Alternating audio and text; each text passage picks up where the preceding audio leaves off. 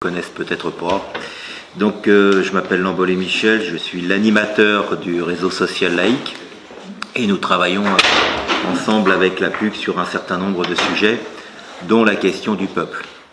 Alors, à ce jour, nous avons eu des débats, entre nous, au travers de mails, etc. Et on a abouti à une certaine synthèse qui vous avait été envoyée par mail. Alors, je vais rappeler simplement cette synthèse qui a été envoyée par mail. Clairement, il y a trois étages. Le premier étage, c'est la redéfinition de la nation. La nation, c'est son peuple à l'intérieur des frontières historiques qui ont été construites par l'histoire. Voilà tout. Le deuxième étage, c'est qu'est-ce que c'est que le peuple? Le peuple, c'est l'assemblée universelle des citoyens, doté de droits politiques. C'est important de comprendre que, en fait, un citoyen est nécessairement doté de droits politiques et donc nécessairement qu'il dispose de la liberté de conscience et d'expression. Ces libertés sont les moyens par lesquels le citoyen revendique ses droits politiques, quelle que soit sa situation. Puisque la notion même de citoyen est construite non, ça ouvre pas par là. Sur la base de l'égalité. On peut être employeur, employé, directeur,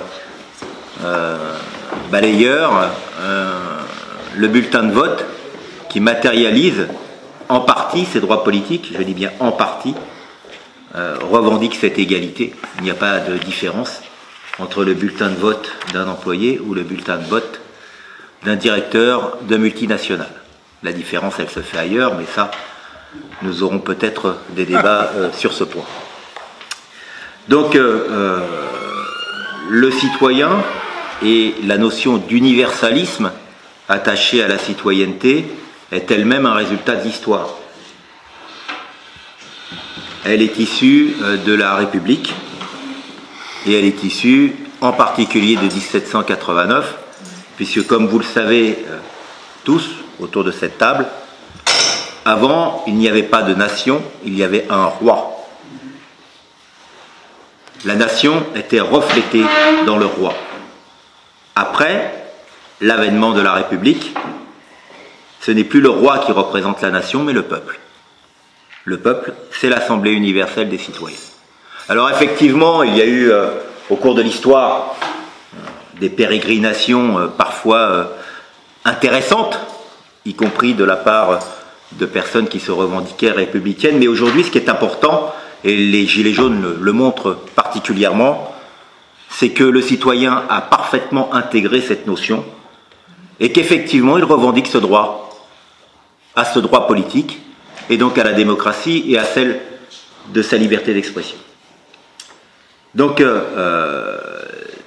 pourquoi nous avons construit ces trois éléments, et je pense que c'est important que nous en débattions, c'est parce que non seulement elle se réfère à notre histoire, et c'est important de se référer à notre histoire, nous avons une histoire qu'il est temps de se réapproprier, et pas afin qu'on nous évite de nous raconter des histoires, d'accord? Il y a une histoire, et puis autour de cette histoire, des construits parfois culturels, parfois des acquis de la République, en particulier je pense au langage. Nous n'avons pas tous parlé français au cours de l'histoire.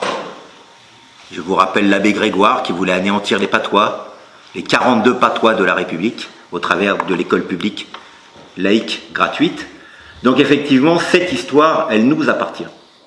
Parce que comme nous parlons tous français, nous avons en commun cet héritage. C'est important, ces héritages. Alors,